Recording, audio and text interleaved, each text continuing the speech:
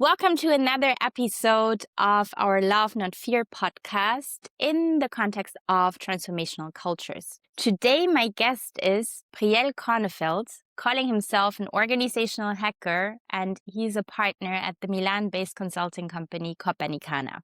Welcome, Priel. Thank you, Tina. Thank you so much. Our topic today is hacking organizations, obviously sitting here with the organizational hacker. What moves and what remains? So I think we just talked about it briefly, but I guess 1.5 years ago or something, right? Yeah.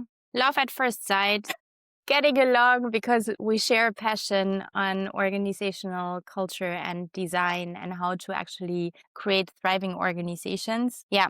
So today, I would love to dive into the topic of how can we hack organizations? And if we talk about transformational cultures, is that even a reality? Like, can we transform cultures? Can we intervene in any of that? Yeah. So, but first, tell us a little bit about yourself. Give us some context why you are the organizational hacker to talk to about these kind of topics. Well, I'm the organizational hacker because I'm the only one I know. It's been wait a second, I think 10 years I'm going around with this title, first as a freelance. Now it's still the title on the team page in Copernicana. I do almost all of my work through Copernicana by now. I'm a shareholder in the company, and that's the best experiment so far in trying to bring the impact I want to bring into the world. So it's been going on. Everything is an experiment, more or less. So there are so many things in what you covered, but why am I finding myself doing this kind of work? I kind of stumbled into it. I know it's almost cliche to say that at this point, but I arrived to organizing through starting new things. So I tried to find the ways to start my own thing a couple of times. And in learning that, I started looking at people working together. And all through my work life, I saw the many, how to call them, rigidities, the suffering that happens inside organizations. To give the listeners a very brief introduction to my history, which shouldn't interest anybody, but it's interesting for the context of our conversation. I grew up in Israel, which is a very controversial country right now for good reasons. But I'm saying that just to say that I did military service. It's obligatory, it's compulsory military service. And I did 4 years of military service. So I've been into a very hierarchical, very rigid organization for 4 years. And that's before going into the workforce. Before that, I was into a democratic school. So I've been to a school where since the third grade, I kid you not, the third grade, I could choose stuff. Wow. And then in high school, I was the chairman of informatics, like the computer committee that handled computers in the whole school, stuff like that. So I've been to very different worlds in that sense. And my interest then in conflict resolution, nonviolent communication, and not only communication, went all into organizations. Because why? I don't know. Because this is what I found fascinating. And I think hackers try to hack things to make them their own and to make them better. That's basically why hackers hack things, right? And hackers gave us the internet. And I would like to think that what I, True, and my colleagues are trying to do with organizations is to help people own their own organization, right? To make it their own.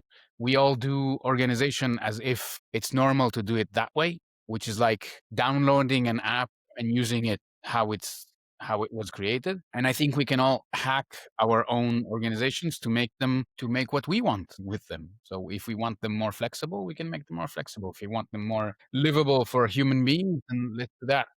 And that goes into culture as well. So I've been doing this for 10 years now as a freelancer, and I think approaching 5 years now with Copernicana. A lot of interesting things that you're saying here. And it brings me to the question, because organizations, that's your world, right? You have always been observing, you have always been living in there practically and trying to, or doing transformations and change. What do you think a thriving organization needs to be successful, to be impactful, and to be, in a way future proof, if that's even a thing? I think it is a thing. I think it's something we strive for. I think there's a trap in thinking about future proofing. If it's, I'm gonna say, if it's egoic future proofing, it's not gonna proof anything unless you want to prove how big your ego is, which, sounds unreasonable, but we see some of those around, definitely in this time. So if you want your organization and your community or your group of people to remain vital, have vitality, right? Then yes, I think there are some things, and I like the synthesis that I found in Brave New Work as a book by Aaron Hmm. Dignan, because he narrowed it down to two principles basically, which are complexity conscious and people positive. And I'm gonna say it differently, but I mean the same things. I think your organization needs to be flexible enough to be able to change when it needs to do so. And this is not how organizations are built usually, because we come from, industrial revolutions one after the other, and we tend to think about organizing in factory terms. And sometimes we are organizing factories. That's fine. And there are many aspects in work that need to work like a machine. I'm not saying that's a problem. I'm just saying that these parts of the work tend to become more rigid. And if we organize also other stuff in work, like knowledge working or human beings, we organize them as if they were machines, that doesn't tend to work very well. And it doesn't tend to be able to change when it needs to change. So there's a lot of space for experimentation on how to make the work more flexible or adaptable. And this is very straightforward for people in business, because we understand that the world around us is changing ever so fastly, yeah, so quickly, and so we need to be able to change. We're talking about this for decades now because we've been through the whole agile period, and so it really makes sense. What's still uh, big question is how to do that, and how to do that in different contexts.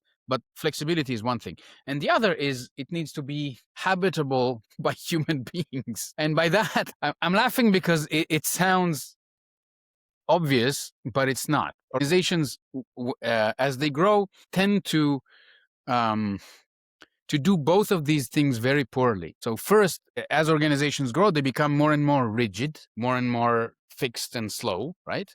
And they need, I don't know, 10 approvals for buying whatever in the company, toilet paper, right? Hmm.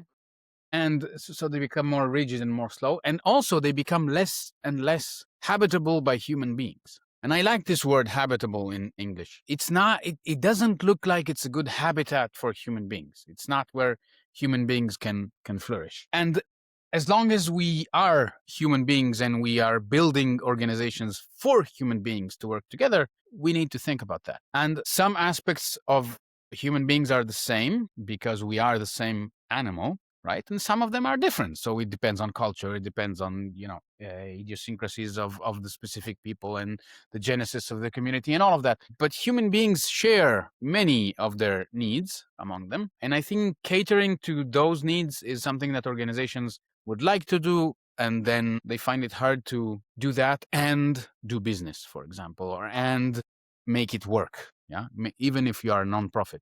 So I think those two things, yeah, habitable or a place for human beings, which means loads of things, right? But that and flexibility are what we are aiming for when we say a future-proof organization. So, if we want an organization to become more flexible or become more habitable, like what needs to happen? Like, how would you approach a change? Because I feel like oftentimes the symptoms are somewhere else, right? So it's like, I don't know, we're not finding talent, people are leaving, sales are going down. It's not like that. Usually, like the people are waking up and they're calling you and saying, "Hey, we want to be more flexible and more habitable to for people," right? So how would you identify these kind of symptoms, and how would change happen? Because I remember we had a conversation before and you said it's not that, we are making the choice of what needs to change and what needs to remain, right? Yes. So what does that mean? Can you elaborate a little bit on that? Yes, of course. So there are so many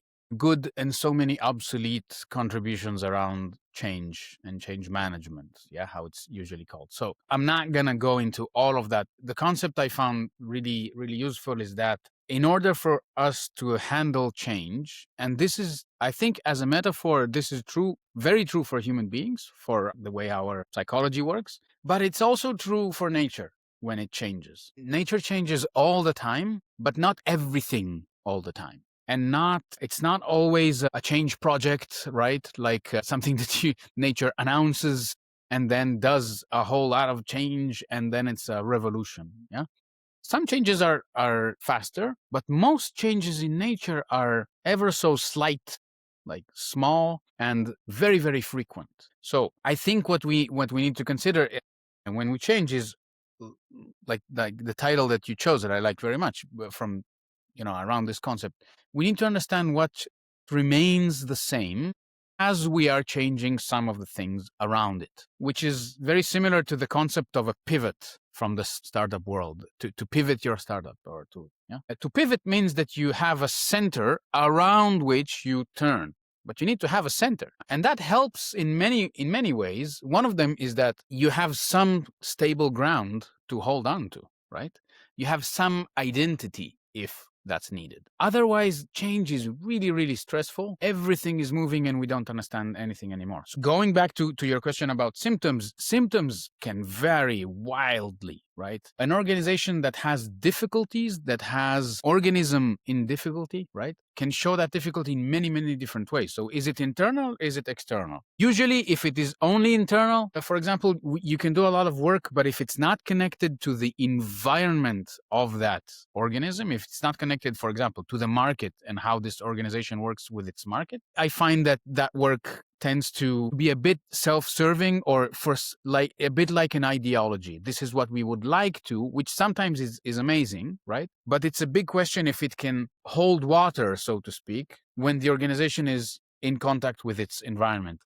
We cannot consider the organization as a closed system. It is an open system within the market, right? And within the community and geography and the culture and everything else. An example comes to mind with a client we've been working with for a couple of years now.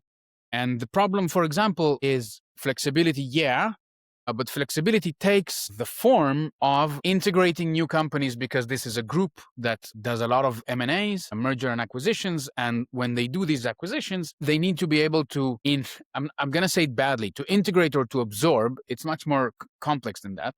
But to integrate or to absorb this new group of people into an existing one. So that's inwardly, but outwardly to the market, they want to integrate the offering and being able to go to market as a single, not a single, but as a complete unity, right? So clients have been telling them, we don't want to talk to so many people within the same company. We would like, give us a couple of people to talk to and that can help us. But the company is huge. It's a system integrator with 4,500 people almost at this point. It was composed in the recent years from over 80 different companies that came together. So integration for them is key, both inwardly and towards the market, right? That's their pain point. And it's the same for the last 3 years, right? That hasn't changed. So we've been working, for example, towards that. And you need to have the business reason for change. That's my opinion. You need to have that because that drives the change also as a business and not only as, in this same case, for example, the CEO of the company really likes the idea, the concept, or I don't want to call it an ideology, but the philosophy of giving people more responsibility, right? But also we had to put in a lot of discipline on how to do that, which was not there before. And she's now amazing at keeping people in the discipline that they gave each other, right? So they founded some ground rules. And now you see her leading people differently or leading the organization in a very different way. Same person, different practices that she's putting forth. And there is a very clear business case that helps to drive the change and also to, in time, in this case, it takes time, a lot of time, but to measure it. Are we having impact on those things? Yes, for example, meetings are much better in many ways. Meetings are shorter with more outcomes, yada, yada. So meetings are better, but are meetings driving also business change? Yeah. Are those meetings helping us also integrate the different companies, working on the same platforms and whatever. Is the organization clearer for new people that are coming in? There are some very, very clear things that you can then measure if you have clear problem statements also on the business side. That sounds very interesting to me. Can you give us a couple of examples how to measure impact? Sure. So measure impact is important. It's not always as easy as it sounds. So it really depends on what you would like to measure. And I usually advise people coming into this kind of work that some measures are, hard cutting. It's easy to see, for example, but they take time. For example, if you want to talk about how many, if the client from before is using more of let's see, they use the same platforms, right, for all companies. Okay, we can measure that. If they minimize the number of legal entities within the same organization, stuff like that. Okay, hard things, very easy to measure. Some of those may take more time, yeah, than others.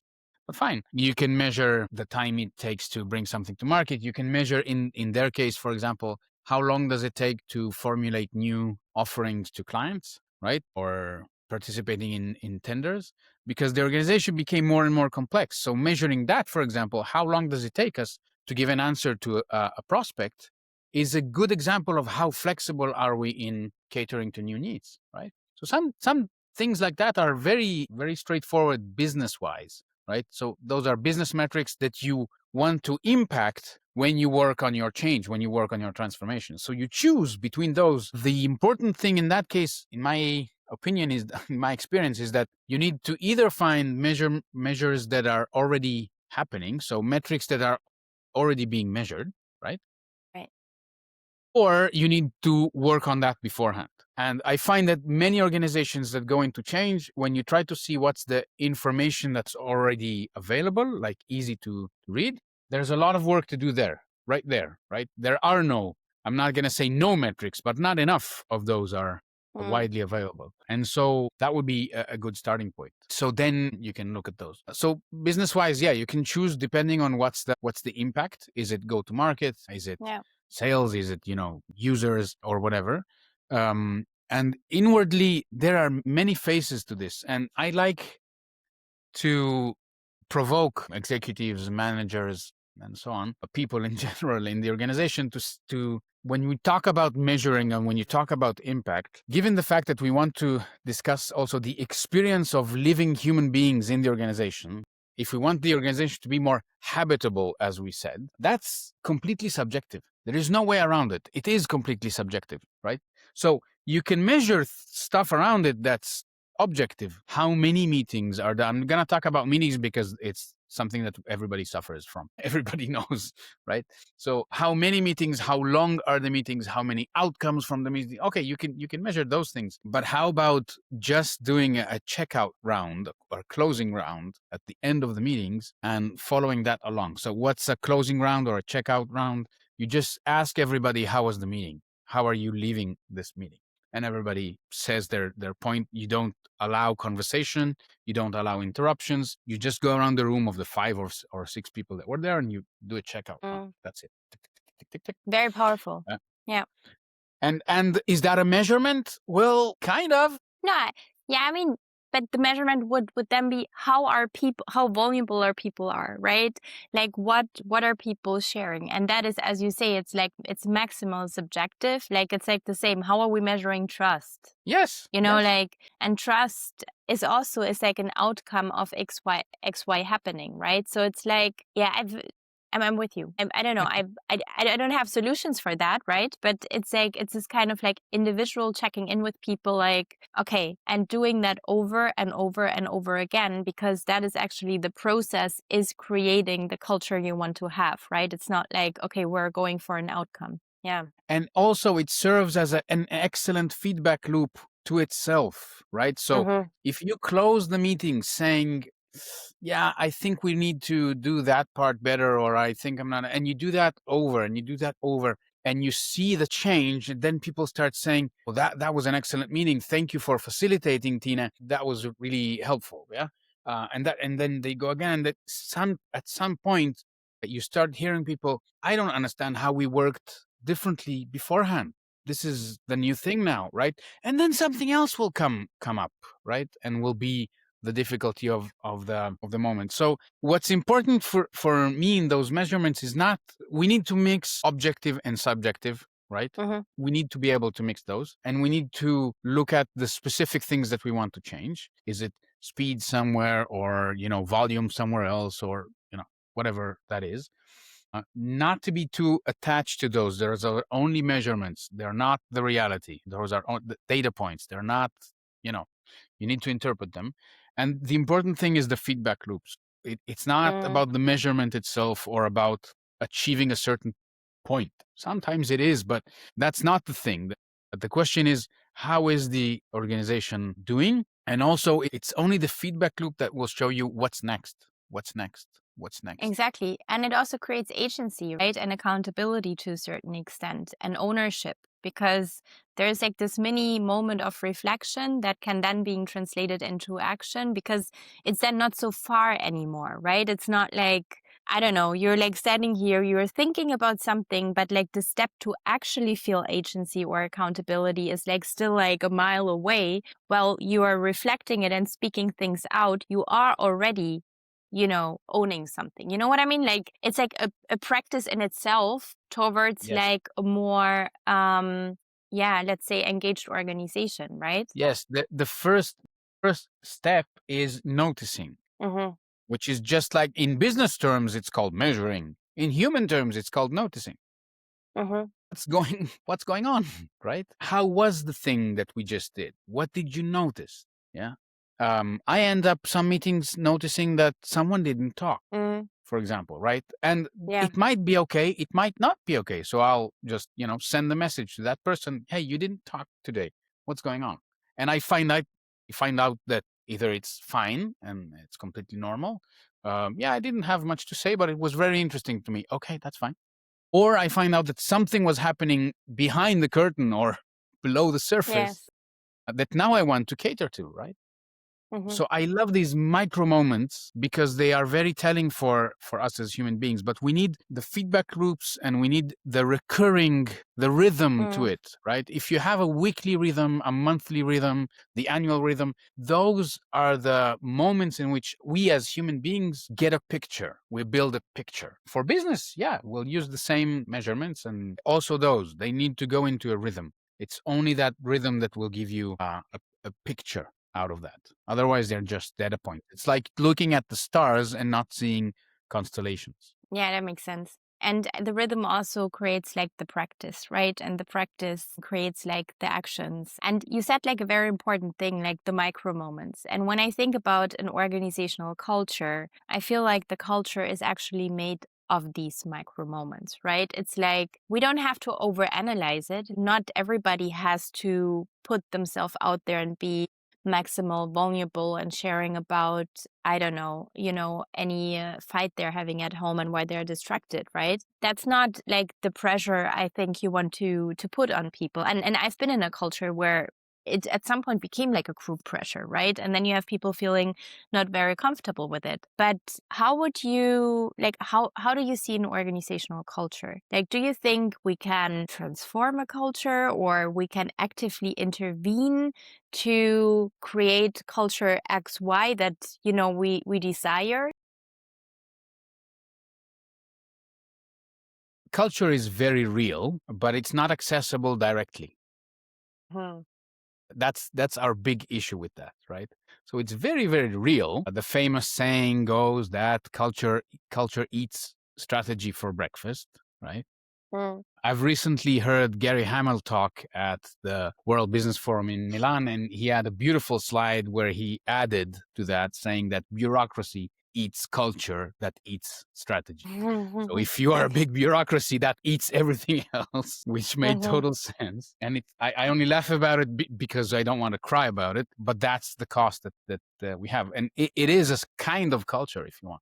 So culture is very, very real. When I say it's not accessible directly, I mean both that you cannot read it directly, you can read it between things. So how people do meetings tells you a lot about the culture, right? If you read if a company or a group of people has some kind of documentation of their own culture, that's only concepts. That's Mhm. not life, right? So Mhm. you will have to confront values, value statements and vision, and all of those things are valuable, but they are never life itself. It's like the saying around models: all models are wrong and some models are useful, or the map is never the territory. It's that kind of Mhm. thing, right? It's that kind of thing. Culture is very real, but when we talk about it, we only have um, a certain part of it, right?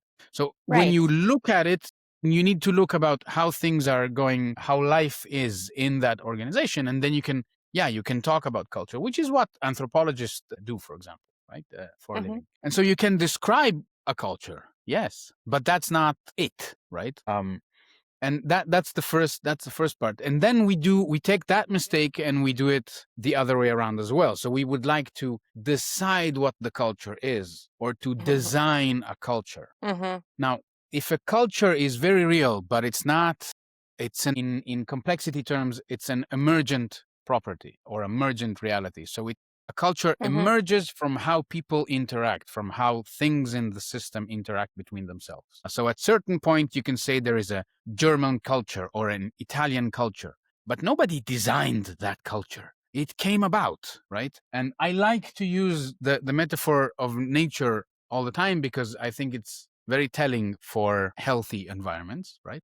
And we are a part of nature. We just seem to forget it all the time. So every now and then I like to bring us back. And we talk about cultures also in nature, right? In Yes. agriculture. So, um, Monocultures. yes, exactly. We know how bad monocultures are Yes, but for we don't nature. learn from it Yes. in any But context. then we try to force our organizations to have a certain culture. We force it to have a monoculture, one Mhm. single culture, right? That is never the case for a healthy environment. Look at how much, if you have a very big field of a monoculture, the amount of effort that the human beings with tractors and chemicals and whatever, the amount of effort that's needed to maintain that monoculture is insane. And it's destroying the land, it's destroying the soil, right? Because this is not how nature works. What we need probably are more diverse cultures. And you look at a forest, yeah, and one forest is different from another. So they are different and they do have, if you want, unique aspects to them, right? And different ecological niches are different. But inside that unity, you will find loads of diversity. And you will find different organisms that interact between themselves in a certain equilibrium. So I would like to think about organizational culture in similar ways. It needs diversity. You don't act on it directly. It will be a bit like saying, Tina, I would like you to be happy. Let me make you happy. I cannot make you happy. That would be I can very work. comfortable. Yeah, very comfortable. Right. So I can try to understand what makes you happy. Yeah. How are you right now? What might make you happier than you are now? And to work Mm. on the conditions around you. And that might bring about happiness, right? It's one of those things we cannot pursue directly. We can Yeah. we can even design the culture we would like to have. Because I do that all the time. I talked about flexibility in habitable organizations. Fine, we can describe that, yeah. But then working on that means work that we need to work on how people meet, how they do meetings, how they talk to each other, how they budget, how they set goals if they set them. We need to talk about those things and then see the culture shift. So we're designing the environment, right? Because also if we talk about countries, I think that's like one everybody can relate to. I'm from Germany and you are living in Italy for a while now, but Germany and Italy are very close geographically. Also, I mean, Germans love to go to Italy and I'm not sure how it is the other way around. Germans like love to vacation in Italy. They love Italian food, you know. But at the same time, if I look at German culture, obviously it is that kind of impacted because of the system we grew up in, which is the government, which is, I don't know, the traffic rules, even, you know, which is like how the schools are being set up, what is taught, what is the content, how are, like, in what kind of neighborhoods are we living, how, like, then obviously, like, the traditions that came from years like centuries before. How are we coming together on holidays? How do we celebrate them? So I think, and this is obviously like different in every country, but this is like forming the culture to a certain extent over generations, right?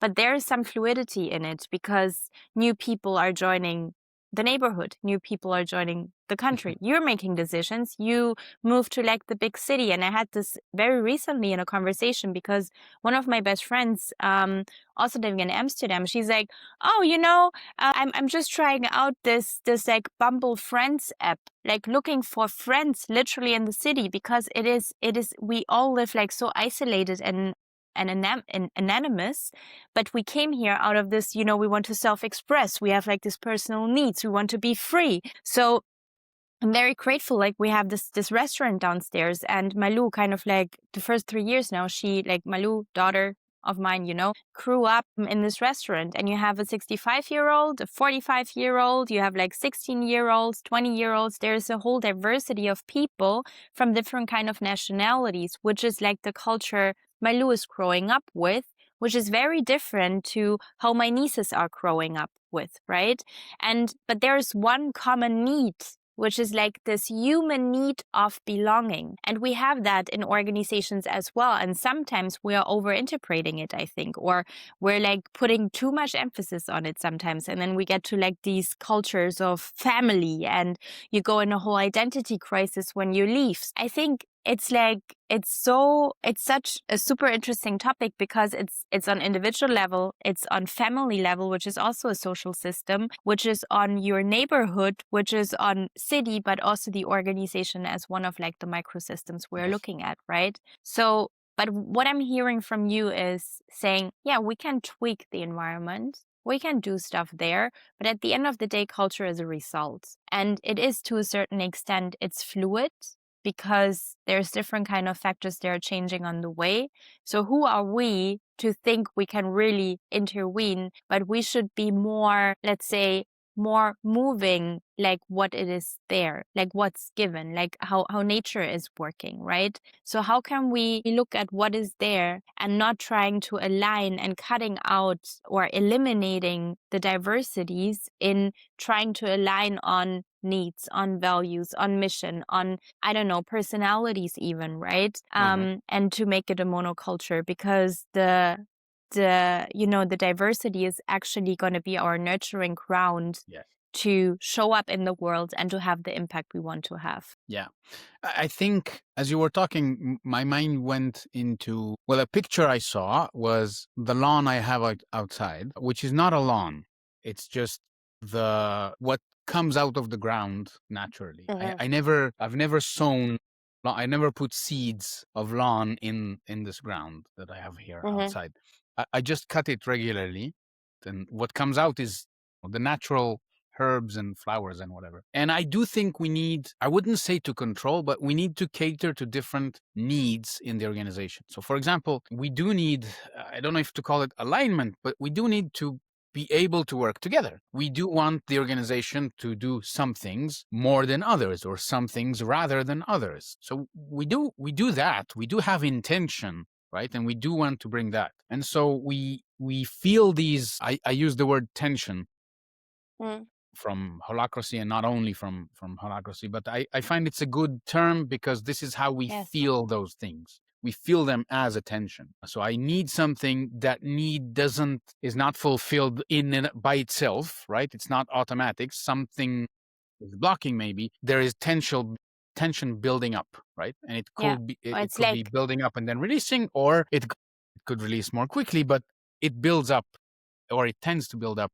if it's not satisfied. And rather than working on alignment or forcing or controlling, because it needs to be that way, right? I would rather work around the concept of connection. So in nature, again, organisms, yes, they might have different power. I don't know if to use that word, but they all bring needs into the ecosystem in which they live together. And all of those are connected. And it's the connection between those organisms that creates a balance in the bigger picture, right?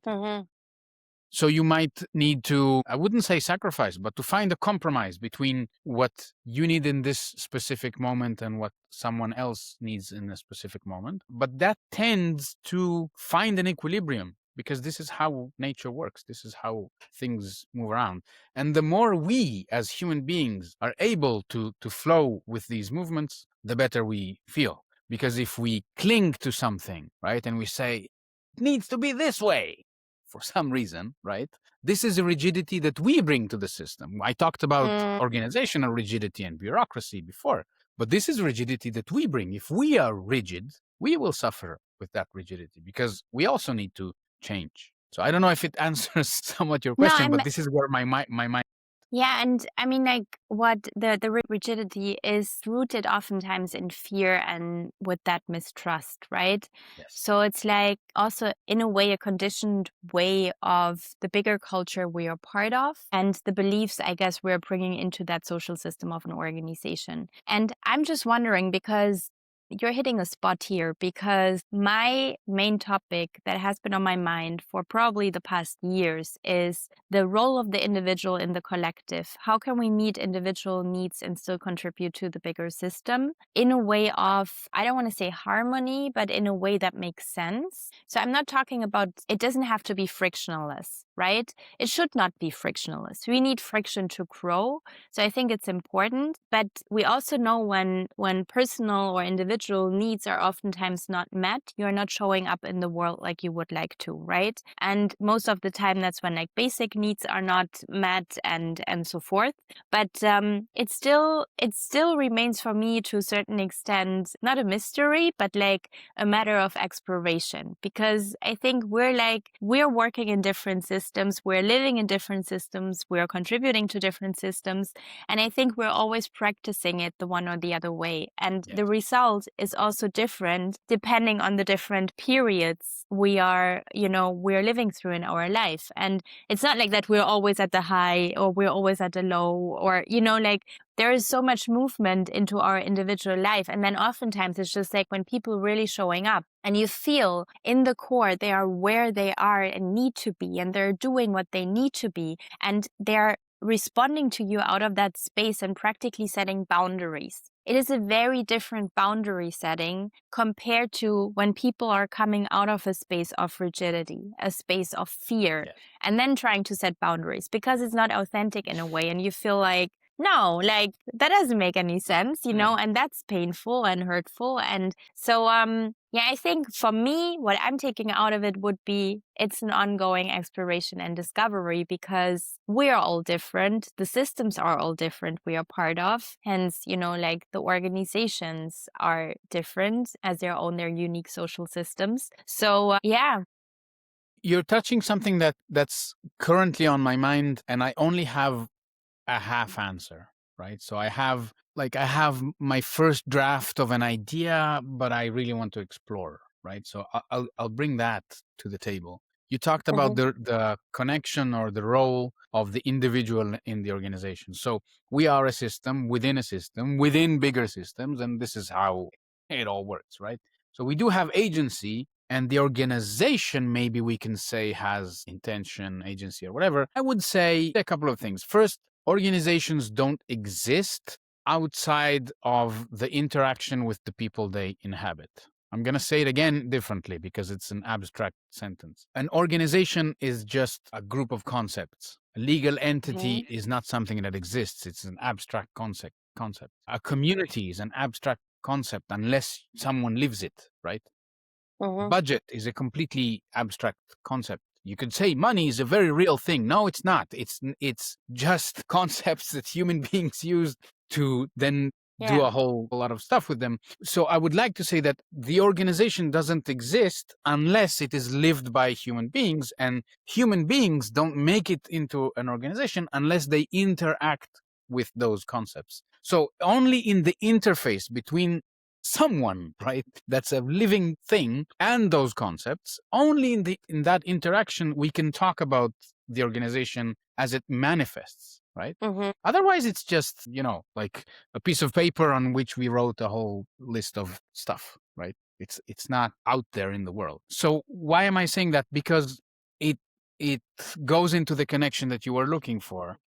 The individual is very much inside of that. And so I would say that the organization does not exist without those people, not only because we want to say that people are our most important asset, blah, blah, blah.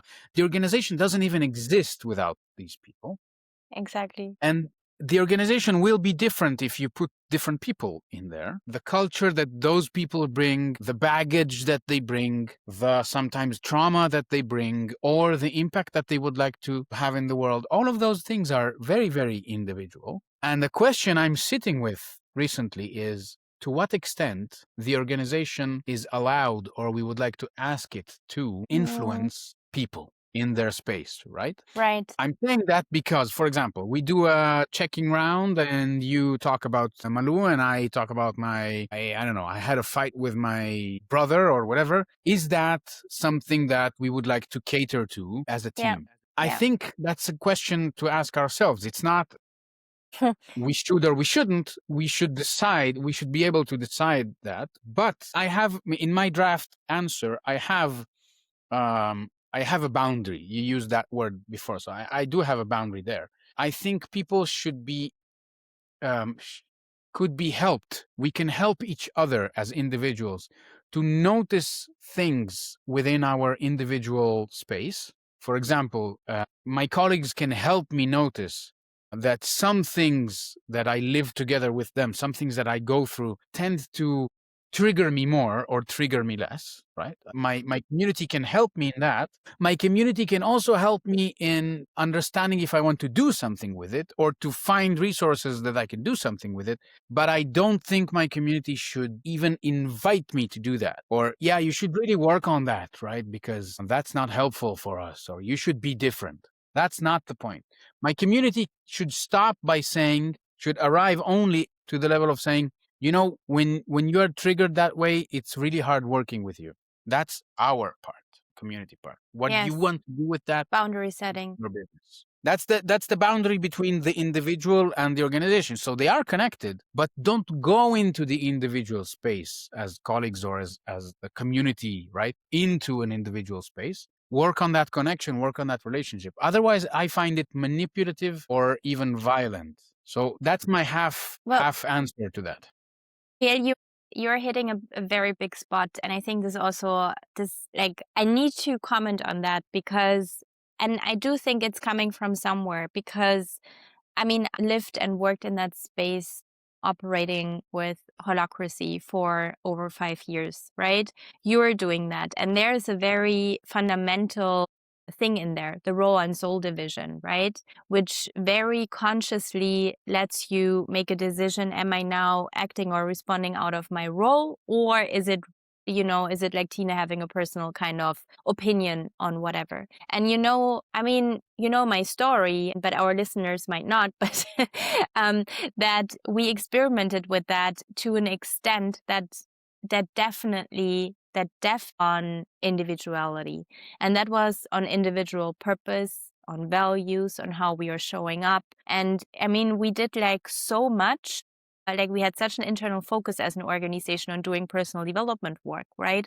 Which was great because we believed in increased self-awareness, increased self-love is naturally falling into place of self-accountability. But what we tested, and I guess, and where we pushed the boundaries is definitely to find out where's the limit. And we had like this, over exaggerated form of organizational purpose that at some point went so big that it intervened into individual identity. So personal needs were just like put on the back seat. And with that, they were out of the window at some point. So individuality was out of the window, and with that, diversity, right? But on the other hand, also, it was just like this kind of everybody would have an opinion at some point about how you are showing up because everybody felt entitled to call you out on, how much are you showing up aligned to your core values, aligned to your mission and vision, aligned to your purpose. And it's like, whoa, hang on.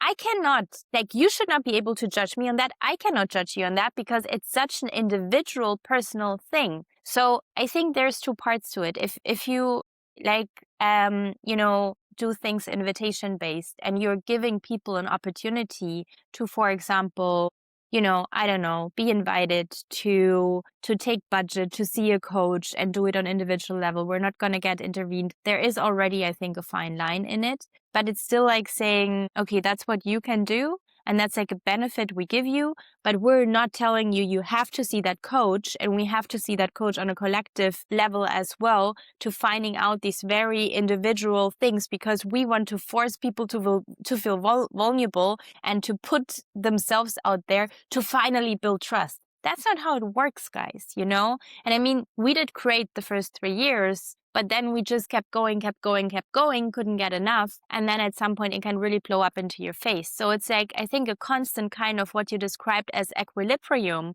Like, it's a constant kind of exploration and checking in regularly, saying, are we so comfortable? Are we on like, how does it feel to us? Is that cool? Like, are we cool? And just, I mean, be a human being.